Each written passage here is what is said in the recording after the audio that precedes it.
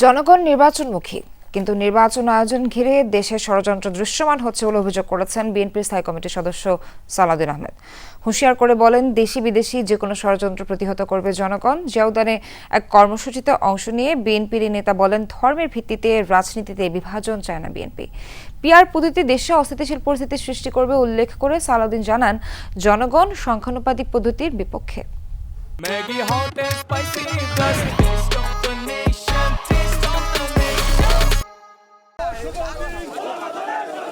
বিএনপির অন্যতম সহযোগী সংগঠন জাতীয়তাবাদী ওলামা দল আলেমদের নিয়ে দলের প্রতিষ্ঠাতা প্রয়াত রাষ্ট্রপতি জিয়াউর রহমান ১৯৭৯ সালে ৩০ সেপ্টেম্বর এই দল প্রতিষ্ঠা করেন।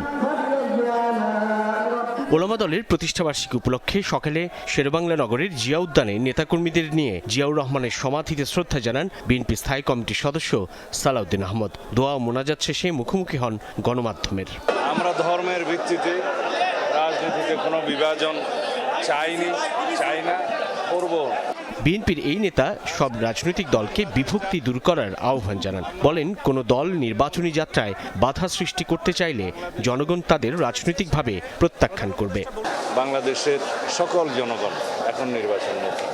বাংলাদেশে এখন নির্বাচনের আমেজ চলছে। গণতান্ত্রিক উত্তরণের এই যে প্রক্রিয়া, তাতে বাধা সৃষ্টি করার জন্য কেউ ষড়যন্ত্র করছে, সেটা দৃশ্যমান। এই অবস্থায় কোনো দল যদি বিভ্রান্তি সৃষ্টি করে, নির্বাচনের পথে বাধা সৃষ্টি করে, জনগণ তাদেরকে চিহ্নিত করবে এবং রাজনৈতিকভাবে তাদেরকে প্রত্যাখ্যান করার সম্ভাবনা আছে। সালাউদ্দিন জানান, নির্বাচনকে বাধাগ্রস্ত করতে ষড়যন্ত্র হচ্ছে দেশে। পিআর পদ্ধতির সমালোচনাও করেন তিনি। আমরা পিআর মানে মনে করি পাবলিক রিলেশন, আমরা পিআর মানে মনে করি জনসংযোগ। এখন সবাই জনসংযোগে আছে, সেই পিআরে আমরা বিশ্বাস করি। যারা প্রপোর্শনাল রিপ্রেজেন্টেশন মানে পার্মানেন্ট রেস্টলেসনেস প্রতিষ্ঠা করতে চায়, তারা সফল হবে না। গণ অভ্যুত্থান পরবর্তী পরিস্থিতিতে বাংলাদেশের জনগণ সংকল্পবদ্ধ। এদেশের গণতন্ত্র উত্তরণের পথে যারাই বাধা সৃষ্টি করবে এবং কোনো রকমের ষড়যন্ত্র করবে, সে দেশি হোক বিদেশি হোক, তাদেরকে তারা প্রতিহত করবে। বিএনপি সব ধর্ম বর্ণের সমন্বয়ে দেশ গড়তে চায় বলেও জানান সালাউদ্দিন। বলেন, জনগণের ভোটাধিকার পূর্ণাঙ্গভাবে প্রতিষ্ঠা করতে চায় বিএনপি।